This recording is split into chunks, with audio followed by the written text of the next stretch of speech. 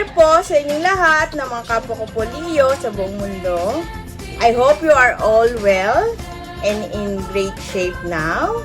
Welcome to my channel and I am your Madam White Lioness at your service.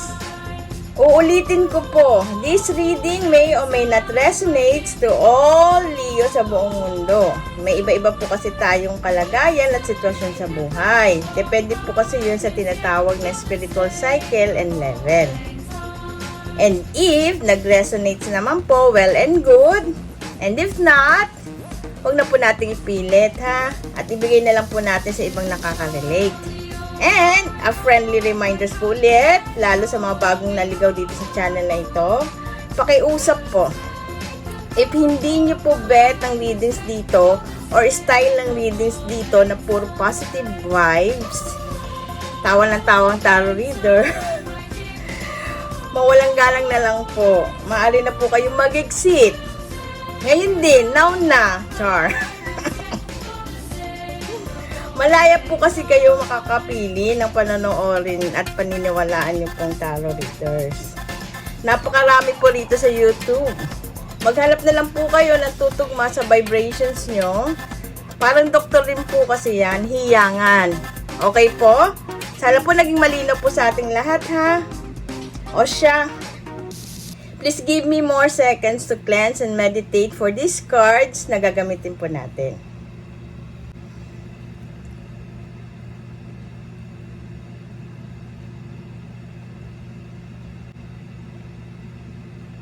Okay, tabi ko na po muna ha.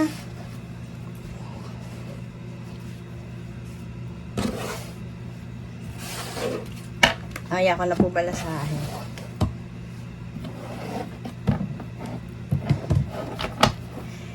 Muna tayo, skate tayo. This reading is for the month of January 2022. Okay. Tingnan natin ang overall energy nyo for the month of January 2022. 5 of Cups. Oh, yung iba sa inyo focusing pa sa sa mga nawala. May iba sa inyo malungkot pa rin hanggang ngayon. Or may mga bigong pag-ibig, luha ang puso, ayan. May mga frustration and disappointments pa kayo. Or iba sa inyo, feeling unloved or abandoned. May senti-senti mode pa kayo. May hangover pa kayo nung last year, 2021. Yan yung feeling unrequited love, di ba? Parang feeling niyo pinagtakloban na kayo ng langit at lupa. Tingin ko merong iba sa inyo literal na nawalan talaga ng mga mahal sa buhay dahil nga dito sa nagdaan na pandemic.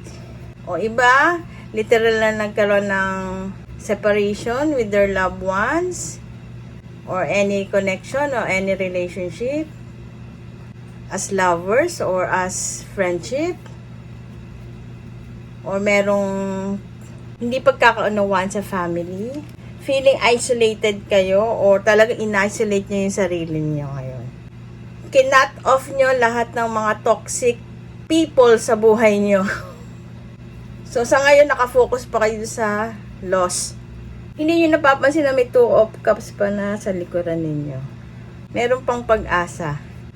Kaya nung last reading natin, di ba, sa January for the year of 2022 yearly forecast, di ba, grief pa rin yung nasa January. So, napaka-defensive kayo. Tingnan natin kung anong energy nyo ngayon kung lalabas pa rin yun.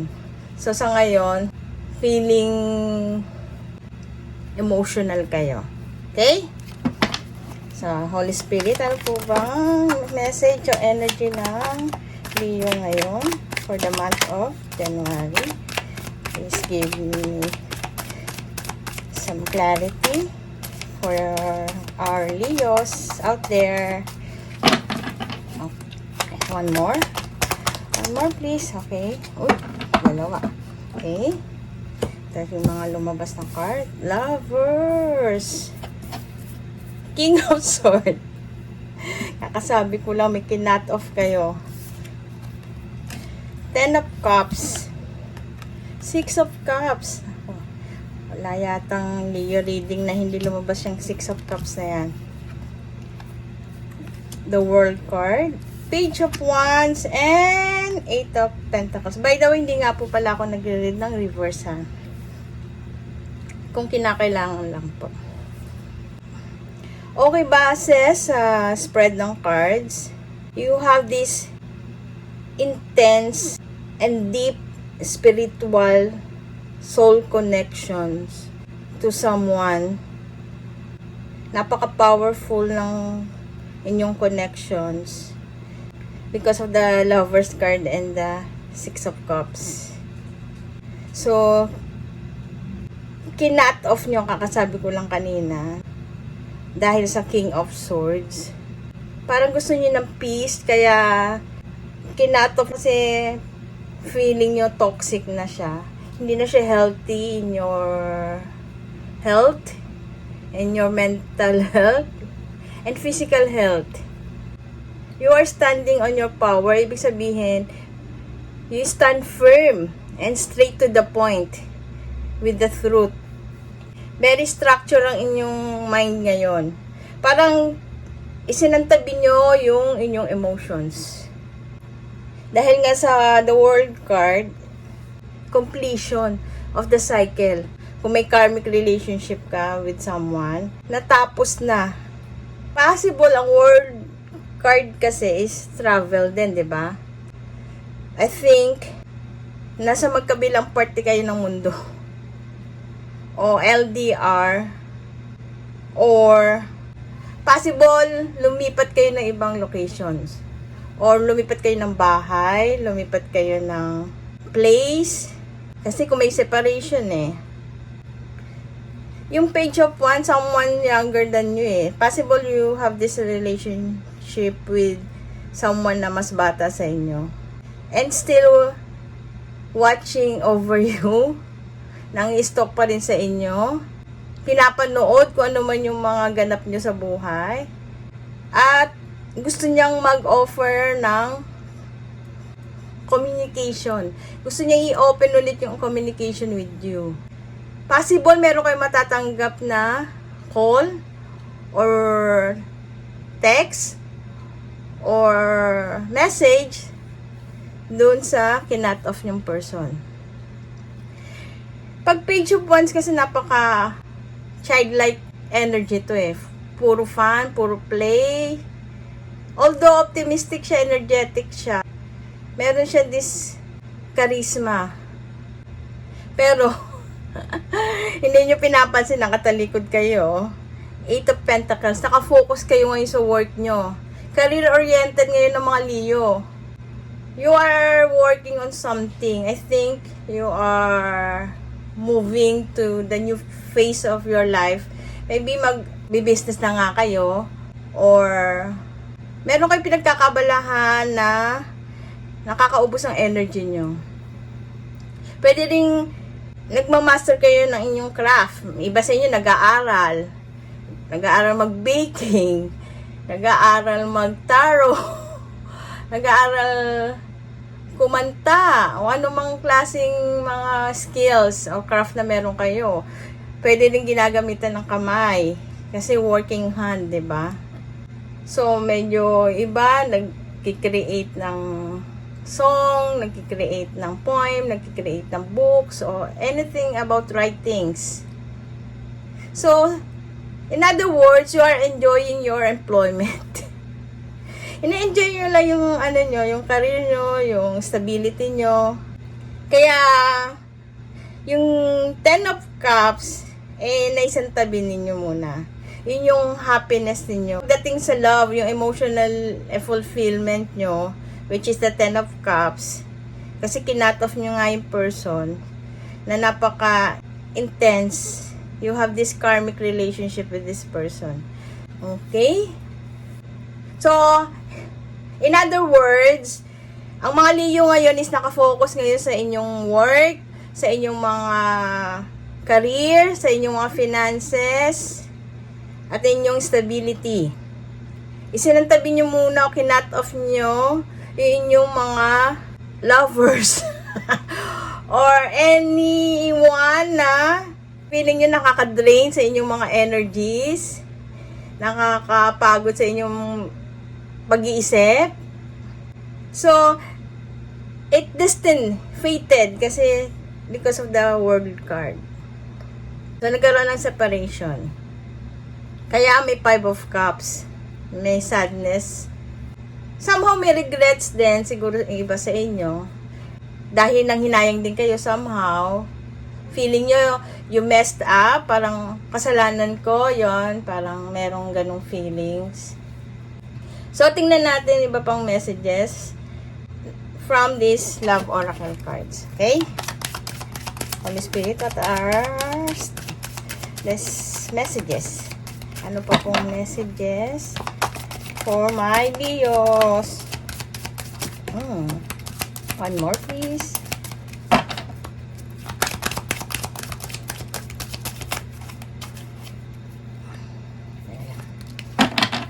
Okay. Ito yung unang tumilapon. Honeymoon. Enjoy the bliss of holiday time together. So, yung iba sa inyo, ini-enjoy yung holiday season. O in-enjoy ang holiday season. Diba? Then, make the effort.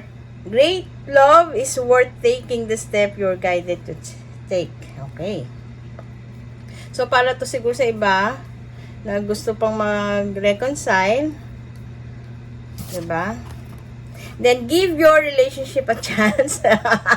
Kakasabi ko lang, work on your partnership. Okay. So, hindi kundi man kayo nag-work as lovers, or as husband and wife, or as magjowa, baka through friendship o partnership, o para lang sa mga anak ninyo, diba? Pwedeng alang-alang na lang sa mga anak kasi may baby, may mga bata. So, kung mahal mo yung sarili mo, mag-make effort ka to love yourself. Enjoy mo lang yung holiday season.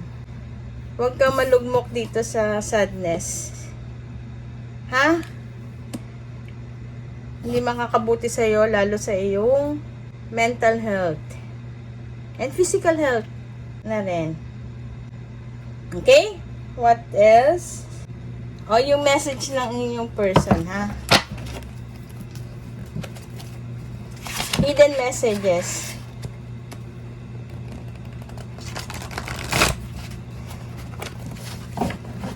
O, yung mga messages na gusto nila sabihin sa inyo na hindi nila masabi-sabi sa inyo.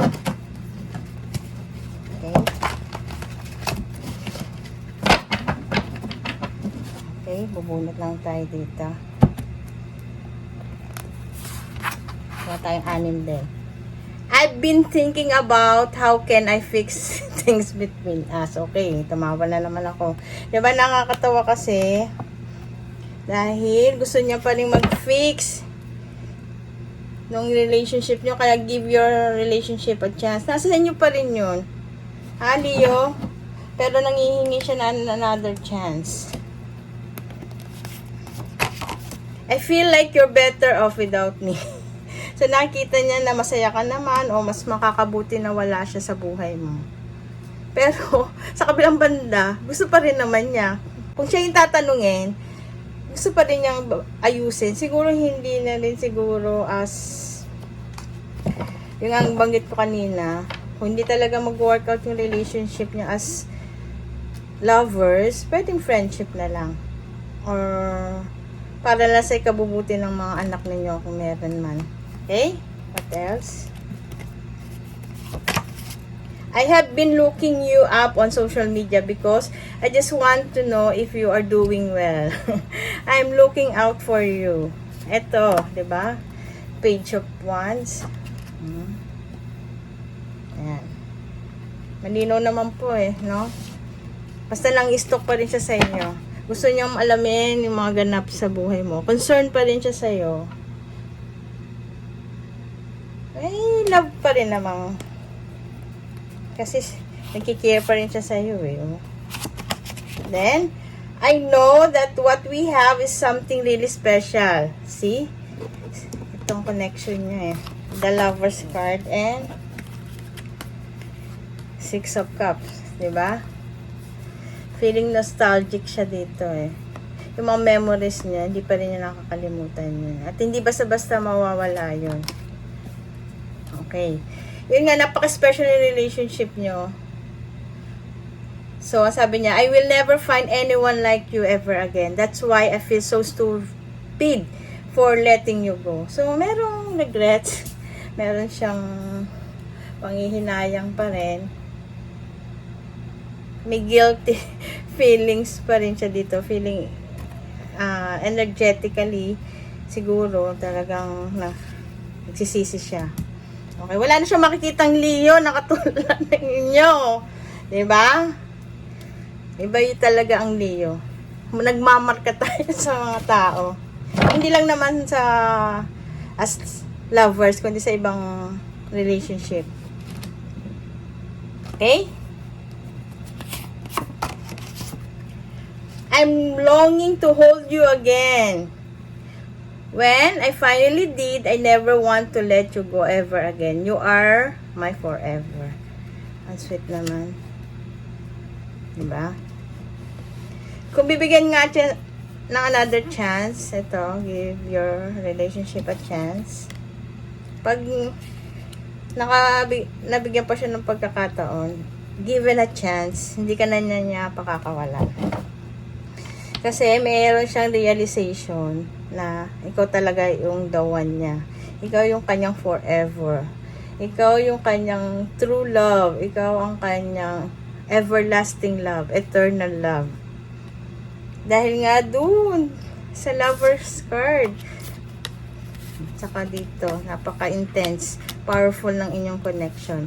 Napakalalim na ng inyong pinagsamahan. Hindi lang dito sa present life nyo, kundi sa mga past lives nyo na magkasama kayo. Okay? Last. The grass wasn't greener on the other side. So, meron siyang pagsisisi talaga. Na-discover na niya, o na-realize niya na nagkamali siya ng napiling desisyon. Iba pa rin ang Leo. Kasi nagbibigay ng positive vibes sa mga Leo. Minsan, annoying lang talaga. Kasi, annoying tayo sa mga taong love natin, di ba? Hindi naman natin sila kukulitin o wala tayong pakialam sa mga taong hindi naman natin mahal. Yan ang mga Leo. So, nakita na niya yung worth mo na forever niya. Kaso, pinakawalan niya. So, merong sadness tuloy sa inyong dalawa. Dalawa kayong parang kanta ni Ray kapwa lumuluha. Mabalik na naman tayo sa energy na yun. Ewan ko anong month yun na readings ko. Okay? Hindi natin lang kung paano i-fix. Meron daw siyang inisip na paraan. So, ayan na natin siya. Kung bumalik, babalik. Diba? Dapat sincere and stable na yung kanyang offer saka yung kanyang paghingi ng apology o pag-apologize. Ayun. Pure and genuine, di ba? Authentic. Pag hindi, wala. Sorry ka. Okay. Next, yung message ng universe. Holy Spirit, what is your general message for all of us, Leos? Okay. Ito yung kanilang message. Wedding! Wow! Marriage is the union of two souls joined in love. Sana ba yun? Joined in love Asan na? Mutual respect, commitment, and commitment. It signifies a desire to deepen love over time. Your wedding day is a testament to your well-founded faith in love's power. Continually breathe life into the faith and love, dearest one. Okay, ganda. No, naka-wedding dress ka na. Kung lalaking Leo ka, may pakakasalan ka na. So, kailangan mo give your relationship a chance. Okay. Kaya pala may honeymoon, yung pala yung connect nun. So, kung di man nagre-resonate sa'yo, Leo, baka sa ibang Leo. 'Di ba? Yung ibang okay naman yung relationship nila, para sa inyo to. Or, sabi nga, huwag kang mawawala ng pag-asa, may 2 of cups ka pa, may parating na new love na para sa'yo. So, may naririnig na akong wedding bells. Yun, congratulations sa inyo and best wishes from your Madam White Lioness. Huwag yung kalimutan, baka kunin nyo pa ang Nina. Ayan, ang saya naman. Okay, so huwag mawawala ng pag-asa. Enjoy nyo lang ang buhay. Enjoy natin ang pagpasok ng 2022. Okay, last na lang pala. Last, ito, meron silang ano ba? Dedication. Anong kanta nila para sa inyo? Okay, tingnan natin ha. Holy Spirit, ano po bang message ng person ni Leo sa kanila sa pamamagitan ng song? Tapos po, pakihanap na lang po sa Google yung lyrics, or if not, pwedeng i-napping ko po, tapos lagay ko po sa link down below. Yung link pala lalagay ko doon sa baba, sa description box. Okay? Ano kaya ang kanilang message sa inyo through song o dedication song? Celebrations! Eksakto! Earth, Wind, and Fire. Diba? Oo, paano ko ba naman hindi magsa-celebrate? So, ito, taob na yan, ha? Wala na tong sadness. Mag-look forward kayo na merong magandang mangyayari sa inyong love life. At celebration for the year 2022. Wow, ang ganda naman. Nakakatuwa. Oh, yan si lover. Saka to.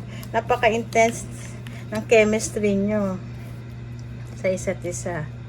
So, siguro babalik siya sa'yo kasi na-discover niya hindi pala green doon sa kabilang side. Hindi pala madamo doon. Mas madamo sa'yo. Ibig ko sabihin, madamo? Oh, sorry guys ha. Natuwa ako dun sa celebrations talaga. Happy ako dyan. Yan, ano ba, paano ba, naintindihan nyo na yun siguro, yung mas better dito sa inyo kaysa doon sa napili nila dati. Na-realize nila yun. Yung worth mo talaga iba ang Leo. Okay? I think this is all I have for you guys. I'm happy doon sa ating readings. Positive na positive. So, kalimutan na talaga ang mga hinagpis. Meron ka mang pinagdaan ng hindi maganda. Meron pa rin positive na mangyayari sa iyo. So, huwag talaga mawawala ng pag-asa. I think this is all I have for you guys. I hope it gives you some clarity and guidance for the month of January 2022. Thank you so much for your love and support, likes and comments as always. Nababasa ko po yun. Pasensya na nga lang po, hindi ako nakaka-reply. And of course, sa mga sponsors na Anonymous Good Samaritans for your blessings. Thank you so much guys. More blessing for all of us. Always keep safe and happy and prosperous 2022 New Year sa ating lahat. Again, this is your Madam White Lioness. Love you all guys. Until next time, to God be all the glory. Bye!